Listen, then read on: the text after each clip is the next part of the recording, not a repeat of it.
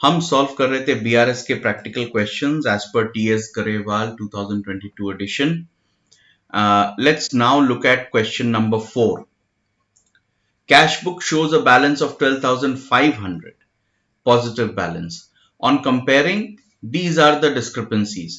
Checks issued but not presented, checks deposited but not collected, bank paid insurance premium, bank charges directly deposited by customer, interest on investment collected by bank, and cash discount allowed was recorded on debit side of bank column. Let's see कैसे adjust करेंगे. सबसे पहले हम cash book से शुरू कर रहे हैं और पासबुक की तरफ जा रहे हैं. चेक्स इशूड, जैसे ही आपने चेक को इशू किया, आपने अपने बैंक कैश बुक के बैंक कॉलम को क्रेडिट कर लिया, मतलब पेमेंट की एंट्री रिकॉर्ड कर ली, मतलब पॉजिटिव बैलेंस था तो बैलेंस कम हो गया. पर पासबुक में ये एंट्री अभी तक आई नहीं है क्योंकि ये चेक पेमेंट के लिए बैंक के पास नहीं आया है, तो बैंक से पैसे अभी तक गए नहीं है. रिकंसाइल करने के लिए, इस इक्वेशन को बैलेंस करने के लिए अब क्या करना पड़ेगा? ऐड. यहां लिख लीजिए add. Next, checks deposited in the bank but not collected. Cash book से शुरू करके पासबुक की तरफ जाना है. जैसे ही हमने चेक डिपॉजिट किया, हमने अपनी कैश बुक में बैंक कॉलम में बैंक बैलेंस को बढ़ा लिया. पॉजिटिव बैलेंस था, बढ़ा लिया, डेबिट कर लिया. लेकिन अभी तक ये बैंक कलेक्ट नहीं कर पाया है, तो बैंक में पैसे आए नहीं है. तो अब रिकंसाइल करने के लिए माइनस, तो इसको लेस करना पड़ेगा. Next, bank paid insurance premium 5,000. अब कुछ नहीं बोला है तो आप अज्यूम करिए कि आपको पता नहीं है बैंक ने कब पेमेंट कर दिया. स्टेटमेंट या पासबुक देख के ही पता चला है, तो कैश बुक में अभी तक आपने एंट्री करी नहीं है. पॉजिटिव बैलेंस था, बैंक ने पेमेंट कर दिया, पॉजिटिव बैलेंस कम हो गया, लेकिन कैश बुक में तो कोई एंट्री आई नहीं.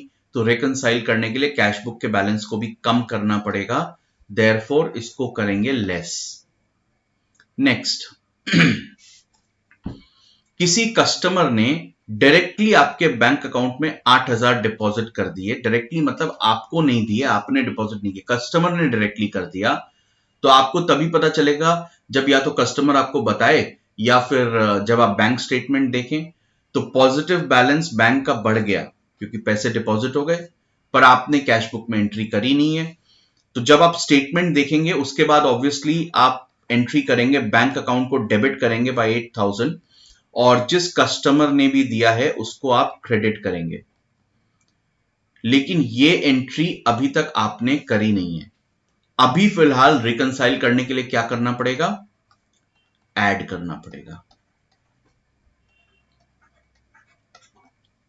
नेक्स्ट,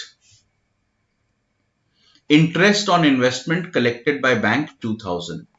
तो आपके कुछ इन्वेस्टमेंट्स हैं, वो डायरेक्टली बैंक के पास उसका इंटरेस्ट आ गया, आपके थ्रू नहीं आया, तो बैंक का पॉजिटिव बैलेंस बढ़ गया, बैंक ने क्रेडिट कर दिए पैसे, लेकिन आपने अभी तक कैश बुक में एंट्री नहीं करी है. तो रिकंसाइल करने के लिए क्या करेंगे? प्लस 2,000, तो इसको भी ऐड करेंगे. And last, cash discount allowed was recorded on the debit side of bank column 200. जब आप किसी को कैश डिस्काउंट देते हैं, फॉर एग्जाम्पल आपने सेल करी 100 की, लेकिन उसमें से आपने 10 रुपीज का कैश डिस्काउंट दे दिया, तो आपके पास कैश कितना आया? 90. इसकी जर्नल एंट्री कैसे बनती है? इसकी जर्नल एंट्री क्या होती है? आप कैश या बैंक अकाउंट को डेबिट करेंगे 90, कैश डिस्काउंट अलाउड अकाउंट को डेबिट करेंगे 10, और सेल को डेबिट करेंगे 100. राइट? तो ये कैश का आइटम है, ये कैश का आइटम ही नहीं है, ये एक्सपेंस है. ये डिस्काउंट अलाउड एक एक्सपेंस है. Instead of debiting expense account को डेबिट करने की जगह आपने कैश बुक के बैंक कॉलम में ही डेबिट लिख दिया 200. राइट? तो अगर हम कैश बुक से शुरू कर रहे हैं और पासबुक की तरफ जा रहे हैं, तो आपने कैश बुक के